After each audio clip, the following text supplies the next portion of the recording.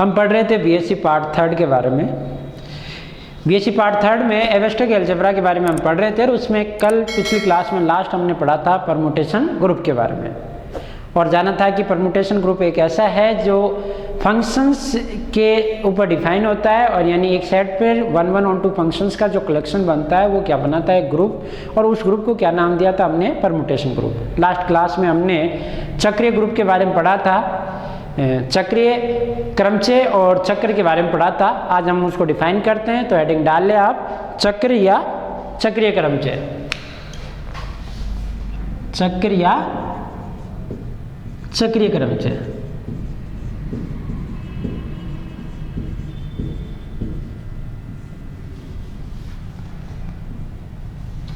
Cyclic या cyclic permutation.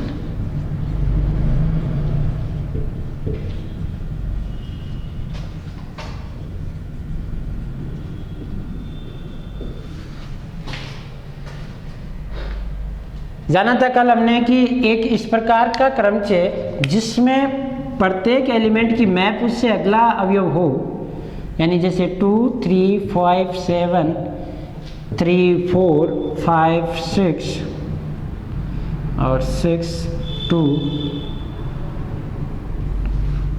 और यहाँ एक 7 बच गया, तो 7 के मैपिंग में दे देते हैं 7 और 2 3, क्या बच गया, ये 5 आ चुका है आपके पास, 4 5 और यहाँ दे देते हैं हम 7, क्या नहीं आया, 2 3 4 2 3 4 5 6, इस प्रकार। ये अगर आपके पास एक क्रमचय है तो इस क्रमचय को इस नोटेशन में लिखना कि 2 की मैपिंग 3 की मैपिंग 4 की मैपिंग क्या है 5 की मैपिंग 5 आपके पास मैप हो रहा है 7 पे और 7 मैप हो रहा है किस पे 6 और 6 मैप हो रहा है किस पे 2 पे। यानी प्रत्येक एलिमेंट की जो मैपिंग है वो उससे अगला अवयव है और लास्ट अवयव की मैपिंग क्या है, पहला अवयव। तो कैसे डिफाइन करेंगे इसे, परिभाषा लिखें आप, यदि S is equals to x1 x2 x3 dot dot xn पर परिभाषित एक क्रमचय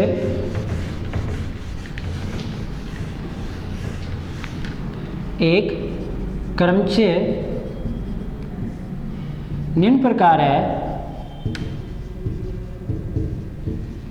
कि f इज इक्वल्स टू, इस पे क्रमचय बनाया इस प्रकार का है कि x1 कहाँ जा रहा है x2 पे, x2 जा रहा है x3 पे, कहीं पे भी कोई भी मैपिंग, x3 x4 पे और ऐसे ही xk आपके पास चला गया x1 पे। फिर आपके पास xk+1 था वो xk+1 पे चला गया और डॉट डॉट xn था वो xn पे चला गया, इस प्रकार की मैपिंग। इस प्रकार हमने एक क्रमचय डिफाइन किया इस सेट S पर कि x1 x2 पे जा रहा है, x2 x3 पे जा रहा है, x3 x4 पे जा रहा है और जो xk है वो किस पे जा रहा है, x1 पे। ये k है वो किस पे चला गया, 1 पे है। निम्न प्रकार का है कि f इज इक्वल टू, तो क्रमचय ऐप को चक्रीय रूप में, चक्रीय क्रमचय रूप में निम्न प्रकार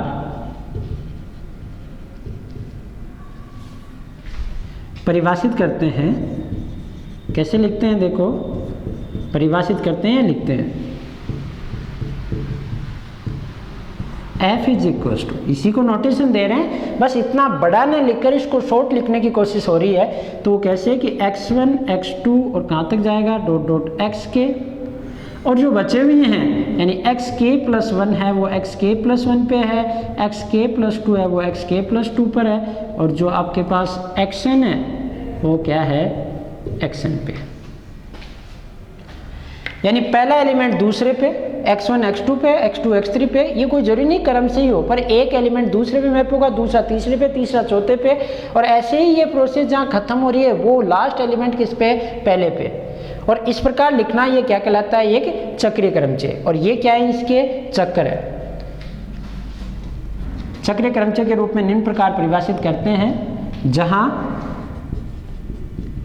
ये x1 x2 x3 dot dot xk comma ये xk प्लस 1, ऐसे कुछ और भी हो सकते हैं बड़े, xk प्लस 2 जितने भी हैं, xn, ये सारे चक्रीय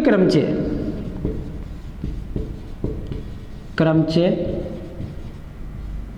ऐप के चक्कर कहलाते हैं। ये सारी चीजें इसके क्या हैं, चक्कर कहलाती है।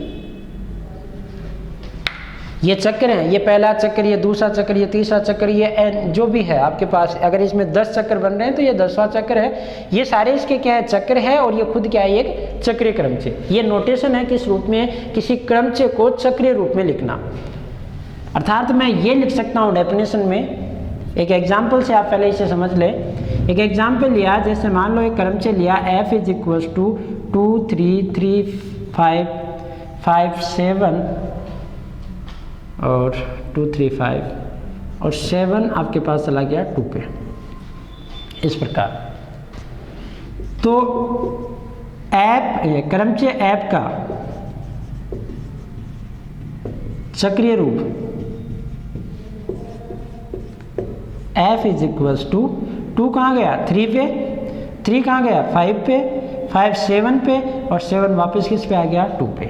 ये कहीं से भी आपने किसी भी परमुटेशन ग्रुप से एक क्रमचय उठाया तो उसका चक्रीय रूप इस रूप में लिखो या इस रूप में लिखो, या आपके पास चक्रीय रूप है, और ये कौन सा रूप है, क्रमचय रूप। और देखें आप, जैसे एग्जाम्पल लिया आपने, f इज इक्वल्स टू 2 3 5 7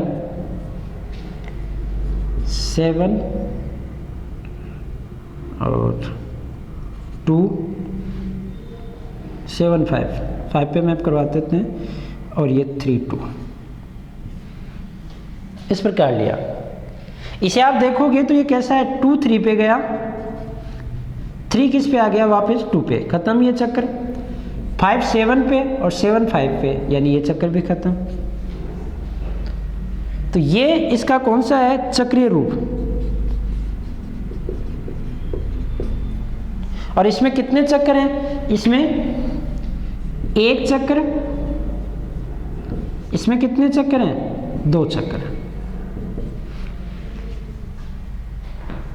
ये बातें समझ में आ गई होगी कि इस प्रकार लिखना कि पिछले एलिमेंट की मैपिंग अगला एलिमेंट, उससे अगले के अगला एलिमेंट, और लास्ट एलिमेंट की मैपिंग, यानी इसकी मैपिंग ये, फिर ये लास्ट हो गया तो इसकी मैपिंग क्या आ गया, फर्स्ट एलिमेंट। पहले की मैपिंग 2 की 3, 3 की 5, 5 की 7, और 7 जो लास्ट है उसकी मैपिंग कौन आ गया, 2। इस रूप में लिखो या इस रूप में लिखो, दोनों शॉर्टेस्ट फॉर्म में। अब अगर हम जब आगे कैलकुलेशंस करेंगे तो इतना बड़ा ना लिखकर इसको इस रूप में लिखेंगे। इसमें भी इसे भी आप लेफ्ट करेंगे आगे जाकर, तो वो भी हम नोट के रूप में लिख सकते हैं आगे। तो पहले आप ये समझ ले कि चक्रीय रूप क्या होता है, कि किसी भी क्रमचय को शॉर्ट रूप में इस प्रकार लिखना कि पिछले एलिमेंट की मैपिंग अगला एलिमेंट और उससे अगले का अगला मैपिंग, और इस प्रकार शॉर्टेड फॉर्म में लिखना, ये क्या कहलाता है, इसका चक्रीय रूप। मिटाएं इसे।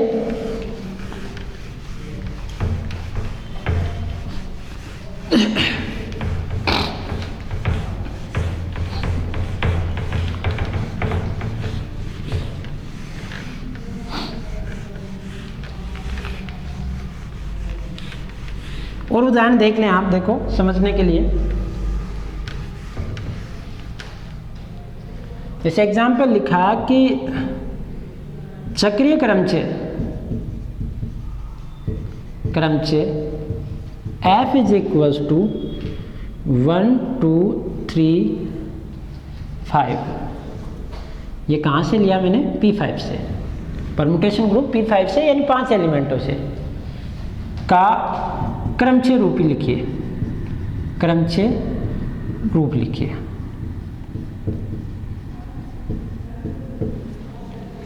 तो देखो P5 से, यानी जो सेट है S, उसमें एलिमेंट कितने थे, 1 2 3 4 5।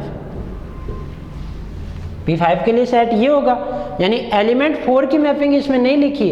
अब इसे ऐसे लिखे या ऐसे लिखे, f इज इक्वल टू 1 2 3 5 और यहाँ जो 4 है वो 4 में है। अब P5 लिखने की नोटेशन की जरूरत नहीं है, इसने सारे एलिमेंटों की क्या लिख दी, मैपिंग लिख दी। तो इस मैपिंग को आपको किस रूप में लिखना है, क्रमचय रूप में। तो देखिए यहाँ पे सॉल्यूशन, यहाँ क्रमचय ग्रुप P5 के लिए संकेतों का समुच्चय, जो संकेत जहां से है समुच्चय, वो क्या होगा आपके पास, S इज इक्वल टू 1 2 3 4 और 5 तथा चक्रीय क्रमचय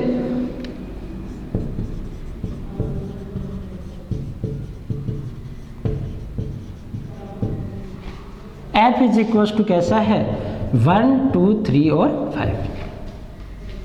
तो इसे कैसे लिख सकते हैं, इसका क्रमचय रूप, क्रमचय रूप। यहां उल्टा लिख रहा हूं मैं, चक्रीय रूप को किस रूप में चेंज कर रहा हूं, क्रमचय रूप में। तो क्रमचय रूप में इसका कैसा हो जाएगा, साधारण क्रमचय रूप में है, यहां चक्रीय क्रमचय रूप में है।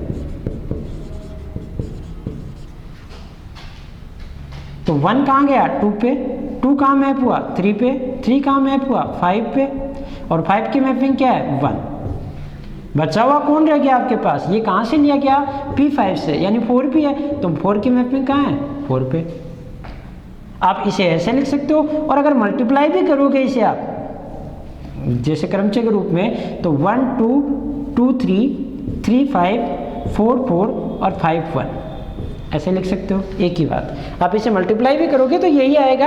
आगे हम इनसे मल्टीप्लाई करना भी सीखेंगे, क्योंकि अगर ये 4 4 है, इसका मतलब 1 1 पे, 2 2 पे, तो आप मल्टीप्लाई करोगे तो 4 4 और आ जाएगा इसमें। तो ऐसे लिखें या ऐसे लिखें, ये एक ही बात है। ये इस प्रकार लिखा हुआ है, ये इस प्रकार, ये इसका कौन सा रूप है, क्रमचय रूप। तो ऐसे चक्रीय क्रमचय को आप क्रमचय रूप में लिख सकते हैं, और क्रमचय को चक्रीय रूप में लिख सकते हैं। कुछ नोट लिख लें इसके बारे में, मिटाएं इसे।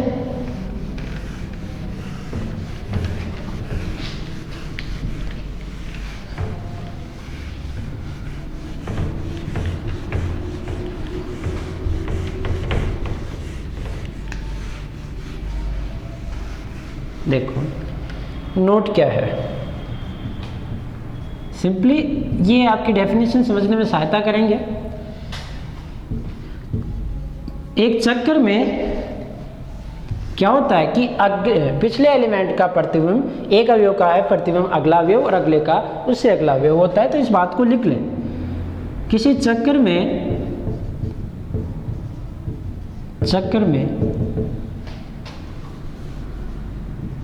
प्रथम अवयव का F प्रतिबिंब का मतलब जो इमेज है, आप F नाम दे रहे हैं तो उसे किसी चक्र F में F प्रतिबिंब, उसका अगला अवयव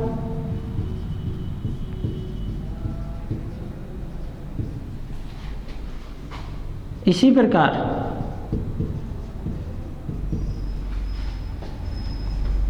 अगले अवयव का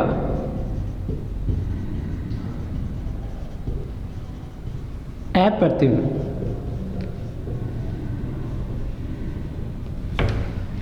उससे अगला अवयव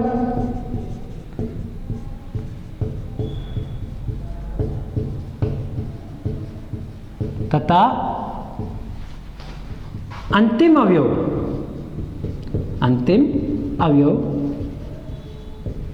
का F प्रतिबिंब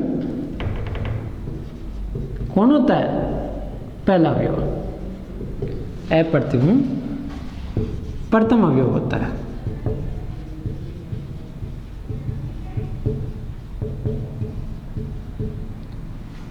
एग्जाम्पल में आप इसे आसानी से समझ सकते हैं। जैसे मान लो कि मैंने एक चक्कर लिखा अल्फा गामा डेल्टा बीटा, तो इसका मतलब क्या है कि इसका ये कौन सा रूप है, इसका चक्र। और इसे आप कैसे लिख सकते हो, ये क्रमचय एफ अल्फा कहाँ गया गामा पे, गामा कहाँ गया डेल्टा पे। इसका मैपिंग एफ मैपिंग कौन है, इससे अगला, और इसकी एफ मैपिंग कौन है, उससे अगला, और इसकी एफ मैपिंग कौन है, उससे अगला। अब ये लास्ट हो गया, उसकी एफ मैपिंग कौन होगा, अल्फा। इस प्रकार आप इसको क्या कर सकते हो, चक्कर को किस रूप में, क्रमचय रूप में लिख सकते हैं। समझ में आ गई होगी ये बात। और देखें एक और नोटेशन, तत्समक क्रमचय, तत्समक क्रमचय को इसके किसी भी एक अवयव से चक्रीय रूप में व्यक्त किया जा सकता है। किसी भी एक एलिमेंट से क्या कर सकते हो आप, उसे नोटेट कर सकते हो, किसको, आइडेंटिटी परम्यूटेशन को। अर्थात ऐसा है कि अगर आपके पास ए पे एक मैपिंग है, आइडेंटिटी है, x1 पे, x2 पे, ऐसे ही जो xn है वो xn पे है, ये कैसा है, तत्समक क्रमचय।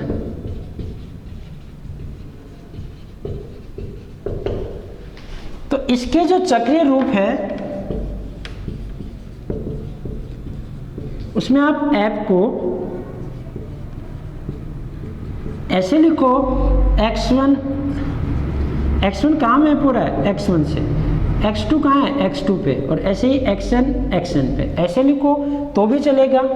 या फिर मैं यहाँ लिख देता हूँ, या f इज इक्वल टू ऐसे लिखोगे x1 और मैंने कहाँ से लिया, pn से, तो भी चलेगा। pn का मतलब n एलिमेंट थे, वो खुद के खुद पे मैप हो रहे हैं, इसको, इसका और इसका एक ही मतलब हुआ। ऐसे लिखोगे आप कि x2, तो भी आप इसको वैलिड है, ये x2 से मैप उधर सारे, इसका मतलब बाकी शेष सभी अवयव भी इसी प्रकार के, अर्थात शेष सभी अवयव भी क्या है, खुद का खुद से मैप कर रहे हैं।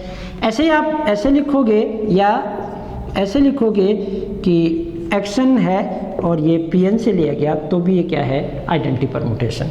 तो आप आइडेंटिटी परम्यूटेशन को किसी भी नोटेशन से आप लिख सकते हैं। ऐसे भी लिख दोगे कि x1 x2 और फिर यहाँ लिख दिया pn, तो ये दो आए खुद पे मैप करें, तो बाकी भी क्या कर रहे हैं, खुद पे मैप करें। आपने यहाँ नोटेशन दे दिया कि सारे एलिमेंट कैसे हैं, खुद के मैपिंग खुद से दर्शा रहे हैं, अर्थात वो कैसा है, आइडेंटिटी परम्यूटेशन।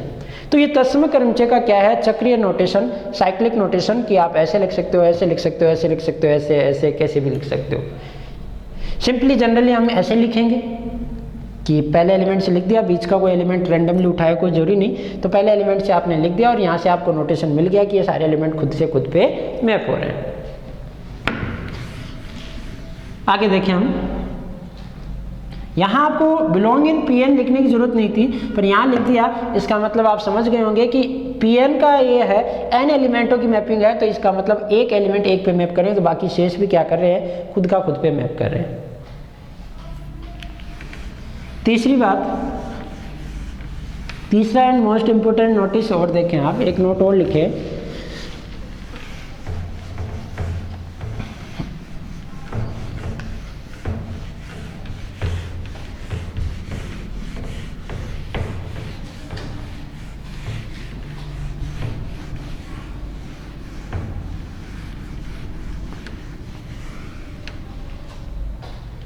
देखो एक और, किसी भी क्रमचय को चक्रीय रूप में उसके किसी भी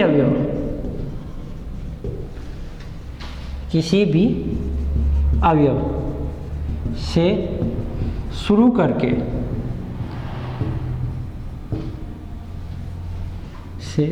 किसी भी अवयव से आप क्या कर सकते हो, शुरू कर सकते हो, शुरू करके कई प्रकार से करके अनेकों प्रकार से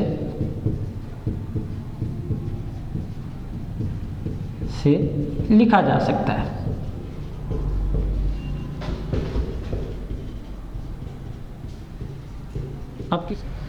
तो एग्जाम्पल के तौर पे जैसे देखें आप कि f इज इक्वल्स टू इस प्रकार लिया 1 2 2 3 3 4 4 और यहाँ 1 ले लिया, सिंपलेस्ट ये। इसका चक्रीय रूप, ये क्रमचय है, चक्रीय रूप आप ऐसे लिखोगे 1 2 पे गया, 2 3 पे गया और 3 किस पे गया 4 पे, 4 किस पे गया 1 पे, ऐसे लिख सकते हो।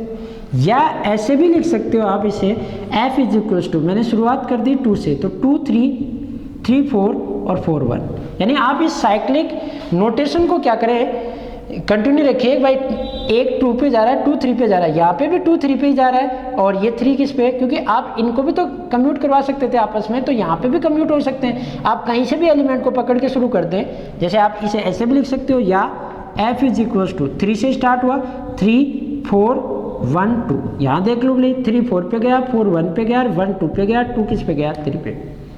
आप ऐसे भी लिख सकते हो इसे f इज इक्वल्स टू, मैंने 4 से शुरुआत की तो 4 1 पे, 4 1 पे, 1 2 पे, 2 3 पे और 3 4 पे, ये सब सेम है। ऐसे लिखो, ऐसे लिखो, ऐसे लिखो, ऐसे लिखो, ये सब सेम है। जनरली ऐसे लिखते हैं हम कि पहले एलिमेंट से ही उसको चालू कर देते हैं, बाकी ये सारे नोटेशन क्या है सेम है। इसका मतलब क्या है कि अगर आप दो एलिमेंट्स का एक परमुटेशन ले, जैसे 2 3 पे 3 2 पे, तो आप इसे कैसे लिखें, 2 3 लिखें या 3 2 लिखें, एक ही बात है। पर 2 3 पे यहाँ पे भी तो 3 2 पे जा रहा है और 2 किस पे जा रहा है 3 पे, यहाँ पे भी 2 3 और 3 2, ये दोनों सेम बातें हैं। यानी आप इन एलिमेंट को कहीं से भी साइक्लिक क्रम को, ऑर्डर को, जो साइक्लिक ऑर्डर है उसको ध्यान में रखना है आपको, बाकी कहीं से भी आप क्या कर सकते हो, शुरुआत कर सकते हो। साइक्लिक ऑर्डर का मतलब 1 के बाद में 2 ही आना चाहिए, 2 के बाद में 3 3 के बाद में 4। अब यहाँ देख लो बोले ये 1 है, इसके बाद में 2 2 के बाद में 3 3 के बाद में 4 3 के बाद में 4 4 के बाद में क्या है 1 1 के बाद में 2 2 के बाद में 3। सेम ये साइक्लिक ऑर्डर क्या है, मेंटेन होना चाहिए। और बाकी आप कैसे लिख सकते हो, यानी ऐसे नहीं लिख सकते आप कि मैं लिख दूँ 1 3 4 2, इसका मतलब क्या है, ये तो अलग एक साइक्लिक नोटेशन है। इसमें तो 1 कहाँ जा रहा है 3 पे, 3 कहाँ जा रहा है 4 पे, 4 कहाँ जा रहा है 2 पे और 2 कहाँ जा रहा है 1 पे।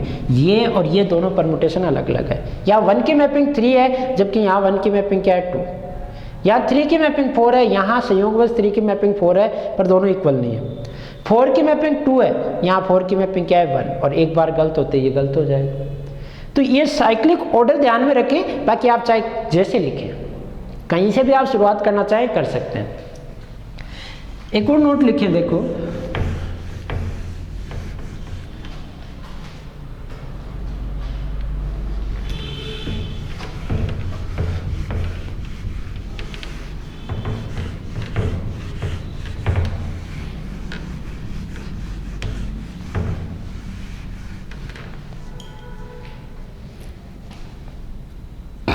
तीन हो गए, चौथा देखें आप।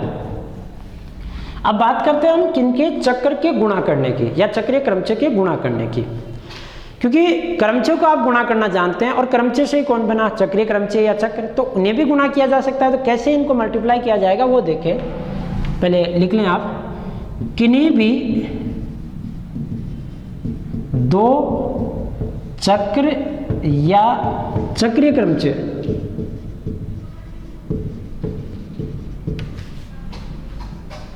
का गुणन संबंधित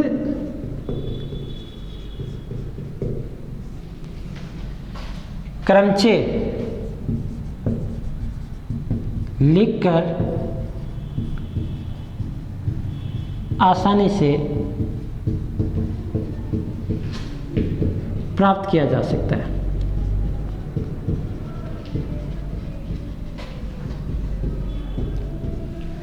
मैंने क्या कहा कि कोई भी दो चक्र या चक्रीय क्रमचय का आप गुणन करना चाहते हो, परमुटेशन मल्टीप्लिकेशन करना चाहते हो, तो उनसे रिलेटेड आपके पास जो परमुटेशन बनते हैं उसे आप लिखें, और उन परमुटेशन का गुण आप जानते हैं, उन्हें गुणा करें, आपके पास क्या हो जाएगा, उन चक्र या चक्रीय क्रमचय का गुणन मिल जाएगा। जैसे एग्जाम्पल के तौर पर चक्र f इज इक्वल्स टू 2 3 4 5 व g इज इक्वल्स टू 3 4 2 5 का गुणन प्राप्त कीजिए।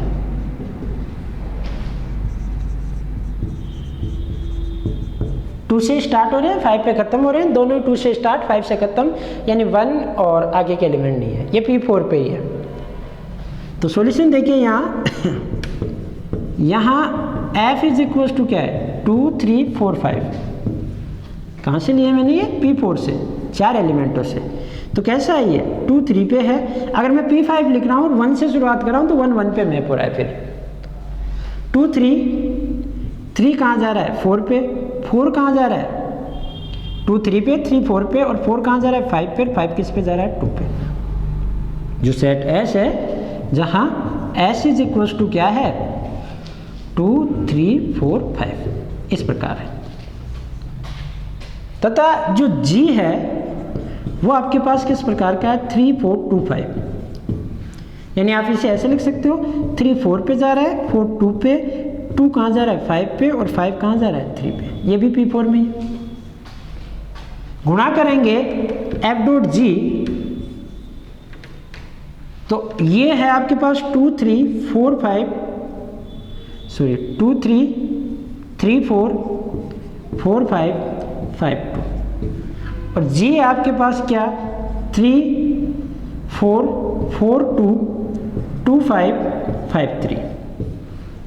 गुणा करने का नियम मैंने आपको बताया था कि जो यहाँ है वो यहाँ बना लो, जो नीचे है वो यहाँ बना लें।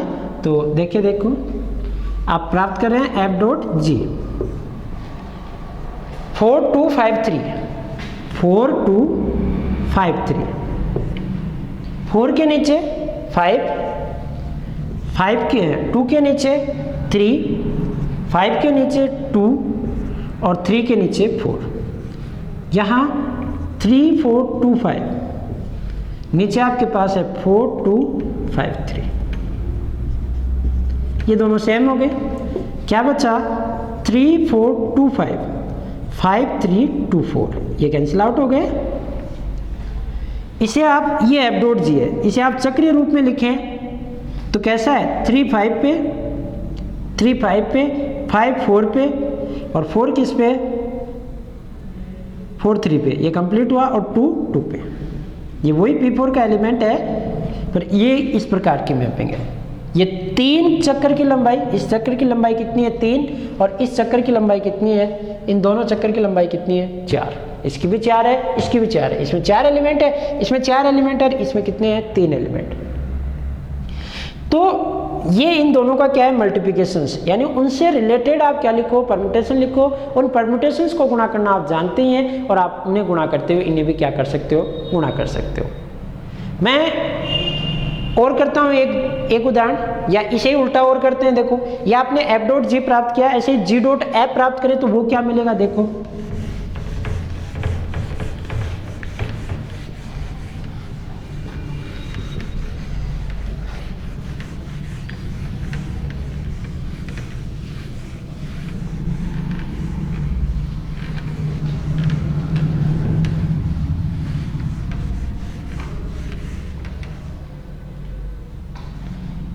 G डॉट F क्या ज्ञात कर रहे हैं आप, G डॉट F पुनः उसी से आगे लिख लेना। G क्या है 3 4 पे, 4 2 पे, 2 5 पे, और 5 किस पे 3 पे, कंप्लीट। F क्या है 2 3 पे, 3 4 पे, 4 5 पे, और 5 किस पे 2 पे। कॉम्यूटेटिव नहीं होता तो आप इनको चेंज ना कर देंगे, इसको आगे लिख दे, इसको पीछे लिख दे। जो यहाँ है 3 4 5 2, यहाँ बना है 3 4 5 2, 3 4 5 2, 3 के नीचे 4, 4 के नीचे 2, 5 के नीचे 3, और 2 के नीचे 5, ये चेंज हो गया आपस में। 2 3 4 5, 3 4 5 2, ये कैंसिल आउट, बचा क्या 2 3 4 5 और 4 2 3 5। ये क्रमचय आया कौन G डॉट F। आपको चक्रीय रूप में दे रखा था तो इसे भी चक्रीय रूप में लिखें,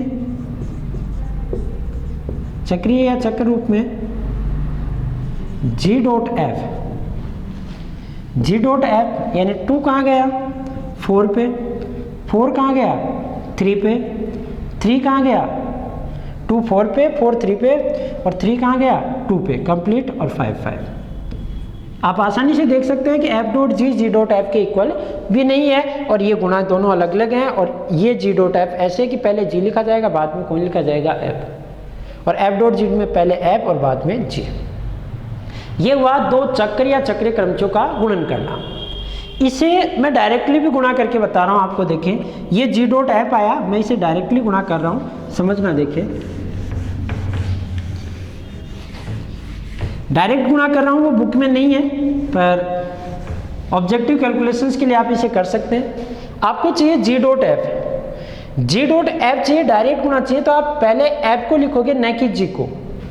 कारण एक बार समझा देता हूँ मैं आपको, साइड में इधर ये है जी डॉट एफ। इसमें जी अभी हमने किया था वो ऐसे किया था 3 4 पे, 4 किस पे, 2 पे, 3 4 पे, 4 2 पे, 2 5 पे, और 5 किस पे, 3 पे। और एफ लिखा था वो ऐसा था कि 2 3 3 4 और 4 5 और 5 2।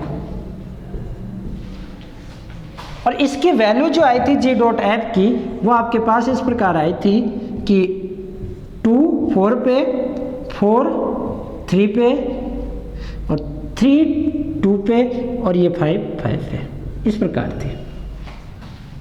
इस मल्टीप्लिकेशंस में आप जानते हो कि जी डॉट एफ जब निकालते हैं तो आप पहले क्या करते हो, जी ओ एफ, और फिर उस पर एक्स ऑपरेट करते हैं। तो पहले ऑपरेट कौन होता है, एफ ऑफ एक्स। यानी गुणा ऐसे होता है कि 2 किस पे गया, 3 पे, 3 किस पे गया, 4 पे, यानी 2 कहाँ गया, 4 पे। तो जब साइक्लिक गुणा करते हैं तो उसमें पहले किसे लिखोगे आप, जी को, जबकि परमुटेशन गुणा में पहले किसको लिखोगे आप, जी डॉट एफ में एफ को, और परमुटेशन गुणा में अगर जो क्रम इधर है वही क्रम इधर रहता है। यानी यहाँ आप ऐसे लिखोगे, जी डॉट एफ में पहले जी को लिखो और बाद में किसको लिखो, एफ को। अब ये गुणा कैसे होगा देखना, आसानी से समझना। इसमें 3 कहाँ गया, 4 पे, इसमें ये कंप्लीट हो गया। अब यहां देखो 4 कहाँ गया, अगले में 5 पे, 3 कहाँ गया, 4 पे, और उसमें 4 कहाँ गया, 5 पे। यानी ऐसे लिख देता हूं 3 4 पे, 4 किस पे, 5 पे। 4 मीडिएटेड था, 3 4 पे, 4 कहाँ, 3 4 पे, 4 5 पे। तो इसमें 3 4 पे, 3 4 2 5, 3 4 2 5, 2 3 3 4 2 5, 2 3 4 5, 2 3 पे, 3 4 पे, 4 5 पे, और 5 2 पे। सही है, 3 4 पे सही है, 4 5 पे सही है। आगे देखें, अब यहाँ 5 देखो, इसमें 5 कहाँ गया, 3 पे, और वहाँ 3 कहाँ गया, 4 पे। 5 कहाँ गया, 3 पे, और 3 कहाँ गया, 4 पे। अब आगे देखो 4, इसमें 4 कहाँ गया, 2 पे, और 2 यहाँ कहाँ गया, 3 पे। आप 3 से स्टार्ट हुए थे, 3 पे आप वापस आ गए। यानी ये कि या तो आप इस 3 से हो जाओ या इस 3 पे चले जाओ। यहाँ से लिखना शुरू करें, ये 3 आप जी डॉट एफ है वो कैसे होगा, 3 कहाँ गया, 5 पे, फिर 5 कहाँ गया, 4 पे, ये 4, और 4 कहाँ गया, 3 पे, यानी वापस 3 आ गया। इसके आप शॉर्ट फॉर्म देखोगे जी डॉट एफ, तो 2 4 4 3 और 2 4 3 और 5 5 पे। ये जी डॉट एफ किया। तो यहां देखो आप 3 4 2 5, ये 2 3 4 5, आपने इसमें अगर जी पहले लिख लिया, इसमें यहां जी पहले लिख लिया, तो ये दोनों इक्वल नहीं आए ना। ये किसके इक्वल आया, यहां जी डॉट एफ आपने जो पहले निकाला था एफ डॉट जी, उसके इक्वल आया। यानी और जबकि ये सही है कि आपका आंसर क्या आएगा, जी डॉट एफ करोगे तो 2 4 3 और 5 आएगा, 5 की आइडेंटिटी पे मैप होगी, जबकि यहाँ 2 2 पे मैप हो रहा है। ये किसके इक्वल आ रहा है, एफ डॉट जी के। तो आपको इन दोनों को इक्वल करना है, तो पहले यहाँ जी डॉट एफ में क्या लिखना होगा, एफ। ये मैं शॉर्ट फॉर्म बता रहा हूँ, 2 3 4 5, और ये क्या है 3 4 2 5। डायरेक्ट गुणा करना चाहते हो तो g डॉट एफ में पहले कौन लिखो, f, क्योंकि पहले में कौन होगा f और बाद में कौन होगा g, जबकि यहाँ जो g है वो g पहले रहेगा, f है वो बाद में रहेगा। तो ये कैसे लिखा जाएगा, अब देख सकते हो आप आराम से, दोनों सेम आएंगे। 2 कहाँ जा रहा है 3 पे, और इसमें 3 कहाँ जा रहा है 4 पे। 2 कहाँ जा रहा है 3 पे, 3 कहाँ जा रहा है 4 पे, 4 यहाँ रुक गया। अब वापस आओ, इसमें 4 कहाँ जा रहा है 5 पे, 5 उसमें कहाँ जा रहा है 3 पे। फिर इसमें आओ, 3 कहाँ 4 पे, और 4 कहाँ 2 पे। 2 से स्टार्ट हुए थे 2 पे ख़त्म। अब वापस रिपीट करोगे तो यही एलिमेंट आएंगे। तो कैसा हुआ, g डॉट एफ 2, ये 2, ये 4 और ये 3, 2 4 3, बाकी बचा कौन 5।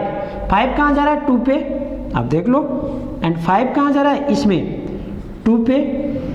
फिर 2 कहाँ जा रहा है 5 पे, 5 से स्टार्ट हुए 5 पे ख़त्म, यानी क्या है 5 5, ये लिख लो, ये लिख लो बोले, तो ये 5 5 पे भाई, ऐसे कि 5 कहाँ जा रहा है 2 पे, 3 बार लिखोगे तो, और 2 कहाँ जा रहा है 5 पे, तो आप ये 5 5 पे।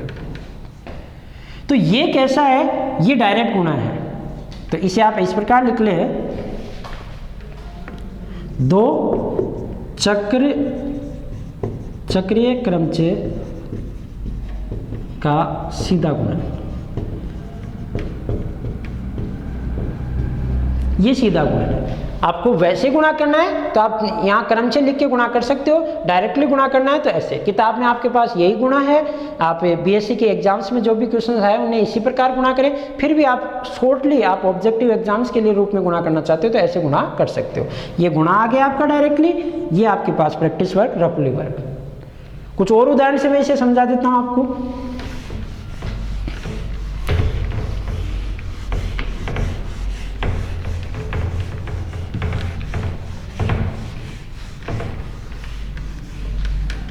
एग्जाम्पल देखो, 2 चक्र,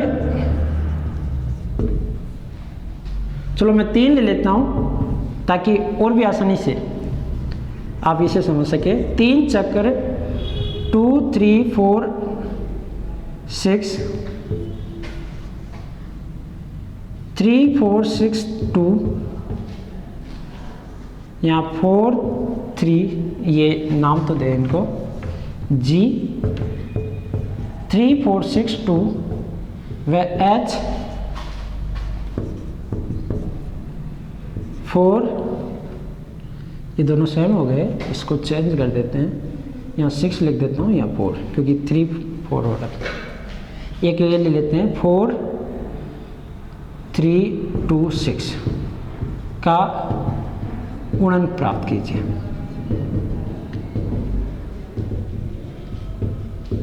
यानी आपको f dot g dot h प्राप्त करना है, ये प्राप्त करना है।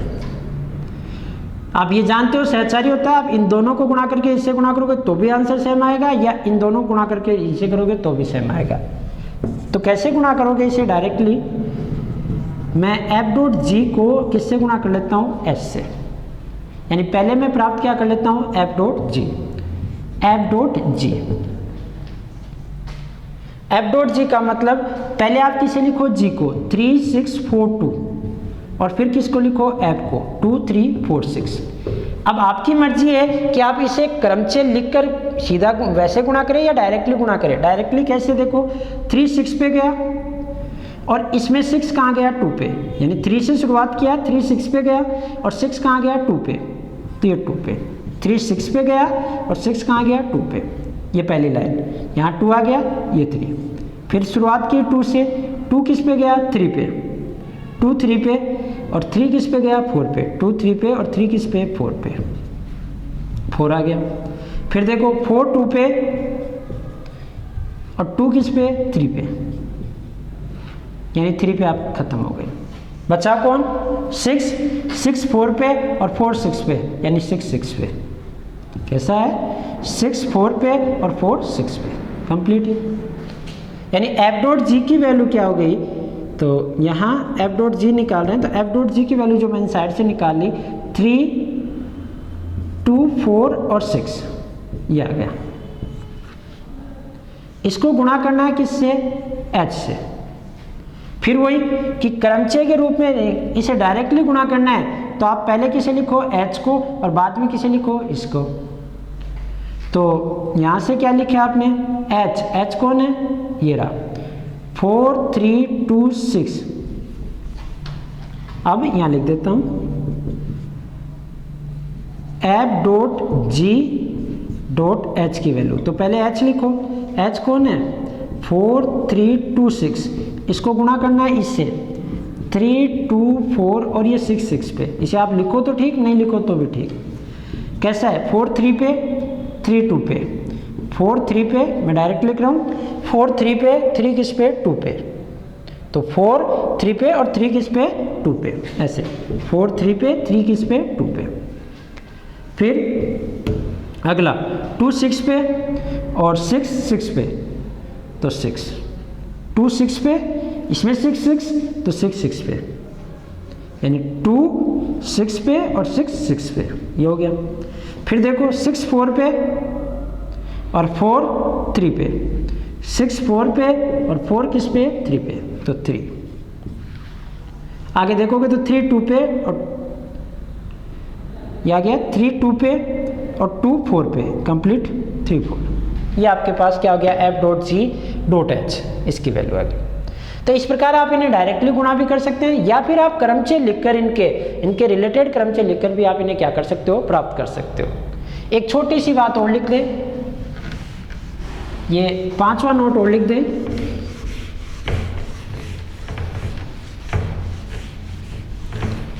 बुक में पीछे एग्जाम्पल्स दे रखे हैं इस गुणा से रिलेटेड ही, आप उन्हें करके देखें। 5वां नोट लिख दे, चक्र की लंबाई। किसी भी चक्र में विद्यमान अवयवों की संख्या को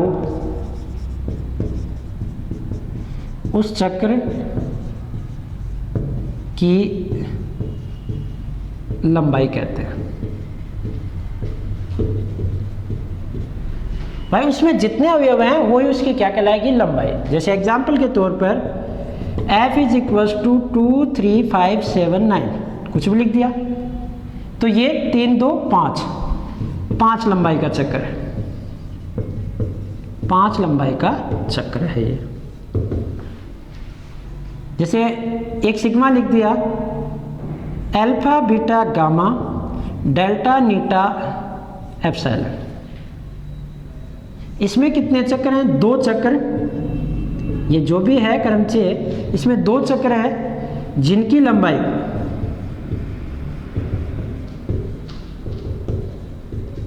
क्रमशः, जैसे मान लो इसे 2 का कर दो तो 2 चलेगा, क्रमशः 3 व 3 है। इसमें 2 चक्र है और प्रत्येक की लंबाई कितनी है, 3 3।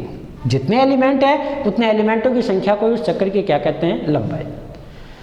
तो यहाँ तक हमने किसको जाना, चक्रीय क्रमचय को, और उसके 5 इंपॉर्टेंट नोट्स के ये कुछ बातें भी समझी 5 अपन ने, कि चक्र के अंदर इस प्रकार उसके एलिमेंट की लंबाई, चक्र की लंबाई ज्ञात की जाती है, इस प्रकार उन्हें गुणा किया जाता है, आइडेंटिटी परम्यूटेशन को किस प्रकार साइक्लिक नोटेशन में लिखते हैं। आप कुछ भी रैंडमली XYZ कुछ भी लिखकर आप चक्रीय रूप में लिखने की प्रैक्टिस करें। कल हम चक्र की कोटि और उस कोटि से, चक्र की कोटि से ये ज्ञात करना सीखेंगे क्रमचय की कोटि कैसे ज्ञात की जाती है, और ऑर्डर ऑफ एलिमेंट से फिर आगे हम चक्र की कोटि के अंदर एक थ्योरम मोस्ट इंपोर्टेंट समझेंगे। जितनी चक्र की लंबाई होती है, जैसे इसकी लंबाई कितनी है 5, तो इतनी इसकी कोटि है। ये बात भी हम कल चर्चा करेंगे और समझेंगे। तो कल तक के लिए धन्यवाद।